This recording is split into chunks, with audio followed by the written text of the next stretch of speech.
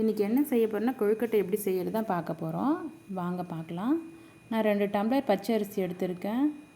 நம்ம வந்து ஒரு அரை மணி நேரம் ஊற வச்சுக்கலாம். நல்லா வாஷ் பண்ணிடலாம். நல்லா கழுவிடலாம். ஒரு 4-5 டைம் கழுவிட்டு ஊற வச்சுக்கலாம். ஒரு அரை மணி நேரம் ஊற வச்சுட்டு அதுக்கப்புறமா தண்ணி நம்ம நல்லா வடிகட்டி இந்த அளவுக்கு பளபளன்னு நம்ம எடுத்து வச்சுக்கலாம். கையில் ஒட்டாத அளவுக்கு பளபளன்னு இருக்கணும். அந்த டைமில் எடுத்து நம்ம மிக்சியில் போட்டு நல்லா அரைச்சி எடுத்துக்கலாம். அரைச்சிட்டு நம்ம ஜலிச்சுக்கலாம். ஜலிச்சு நம்ம வந்து வாணலில் போட்டு நல்லா வறுத்து எடுத்துக்கலாம். பளபளன்னு இருக்கணும். இதுவும் இந்த மாவு வந்து நல்லா பளபளன்னு இருக்கணும். அந்த அளவுக்கு சிம்மலில் வச்சு நல்லா வறுத்து எடுத்துக்கணும். இப்போ நான் வந்து 1 டம்ளர் வந்து 2 டம்ளர் நான் பச்சரிசிக்கு 1 டம்ளர் நான் வேர்க்கடலை எடுத்திருக்கேன். அதையும் நம்ம வறுத்து எடுத்துக்கலாம். வறுத்து நான் தோல் நீக்கி வச்சுருக்கேன். 1 டம்ளர் நான் வேர்க்கடலைக்கு நான் 3/4 டம்ளர் நான் வந்து வெல்லம் எடுத்திருக்கேன். வெல்லம் நல்லா பொடி பண்ணி வச்சுருக்கேன். ரெண்டுத்தையும் மிக்ஸ் பண்ணி நம்ம குறன்னு நம்ம அரைச்சி எடுத்துக்கலாம். பூர்ணம் ரெடி ஆயிடுச்சு. இப்போ நம்ம வந்து 1 டம்ளர் தண்ணி வச்சுக்கலாம் அடுப்பில். நல்லா இந்த அளவுக்கு சூடாகிற அளவுக்கு நல்லா பபிள்ஸ் வர அளவுக்கு நம்ம வந்து சூடு பண்ணிக்கலாம்.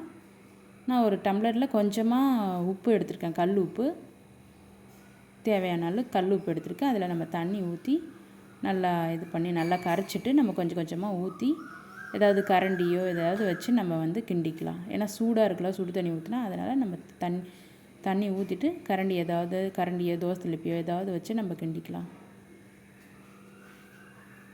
இந்த ஸ்டேஜில் நம்ம வந்து இன்னும் கொஞ்சம் கொஞ்சமாக தண்ணி விட்டு கை வச்சே நம்ம வந்து நல்லா பிசைஞ்சிக்கலாம். இப்போ சப்பாத்தி மாவு எப்படி பிசைவோம் அந்த அளவுக்கு நம்ம பிசைஞ்சிக்கலாம். மெதுவாக கொஞ்சம் கொஞ்சமாக தண்ணி விட்டு, சுடு தண்ணி தான். இந்த மாதிரி குட்டி குட்டி பால்ஸாக எடுத்து நம்ம நல்லா இது மாதிரி ரவுண்ட் ஷேப் பண்ணி இந்த மாதிரி எப்படி செய்யணும்னு பார்க்குறீங்களா, இந்த மாதிரி நல்லா அமைக்கி நல்லா ஒரு பள்ளமாக ஒரு மாதிரி குழியாக நல்லா செஞ்சுட்டு பூரணம் அது உள்ளே ஸ்டப் பண்ணிக்கலாம். தேவையான அளவுக்கு அதுக்குள்ளே எவ்வளோ பூரணம் பிடிக்குமோ அந்த அளவுக்கு நம்ம வச்சு இப்படி ரெண்டுத்தையும் ஒன்றா சேர்த்து அப்படியே ஓரமாக சைடில் நல்லா ப்ரெஸ் பண்ணிக்கலாம். அவ்வளோது ரெடி ஆகிடுச்சு. ஒவ்வொன்றா அது மாதிரி செஞ்சு வச்சுட்டுருக்கேன். பாருங்கள், உங்களுக்கே தெரியும் எப்படி இருக்குன்னு. எல்லாமே கையிலே செஞ்சது தான்.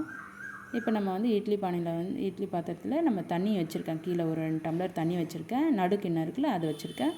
ஒரு ஒயிட் கலர் காட்டன் வேட்டி கட் பண்ணி நம்ம தண்ணியில் புழிஞ்சு மேலே போட்டுடணும். அதுக்கப்புறமா நம்ம செஞ்சுருக்க ஒவ்வொரு கொழுக்கட்டையாக எடுத்து இதில் வந்து அடுக்கிக்கலாம். அடிக்கிட்டு ரெடி ஆகிடுச்சு. இதில் எக்ஸ்ட்ரா இருக்கிற துணிலாம் அது மேலே நல்லா எல்லாத்தையுமே எடுத்து உள்ளே விட்டுக்கலாம். வெளியில் இருக்கக்கூடாது துணிலாம் எல்லாமே உள்ளே எடுத்து அது மேலே மூடி விட்டுடலாம். இப்போ வந்து நம்ம மூடி போட்டு மூடிக்கலாம். இது ஒரு 1/4 மணி நேரம் நல்லா வேகட்டும். ஹை ஃப்ளேமில் வைங்க. நல்லா 1/4 மணி நேரம் நல்லா வேகும். வெந்த பார்த்து நம்ம கொஞ்சம் பச்சை தண்ணி எடுத்துக்கலாம். பச்சை தண்ணியை எடுத்துகிட்டு நம்ம எப்படி வெந்திருக்கு அப்படின்னு சொல்லிவிட்டு இதில் நம்ம தொட்டு பார்த்தாவே தெரியும். ரொம்ப சாஃப்டாக இருக்கும், நல்லா அமுங்கும். அப்போ அந்த ஸ்டேஜ் நமக்கு வந்து நல்லா வெந்திருக்குன்னு அர்த்தம். ஒரு 1/4 மணி நேரம் கழித்து நல்லா வெந்துடுச்சு. இப்போ தண்ணி வச்சு நமக்கு ஒன்றா எடுத்து வேறு ஏதாவது ஒரு பாத்திரத்தில் மாற்றிக்கலாம்.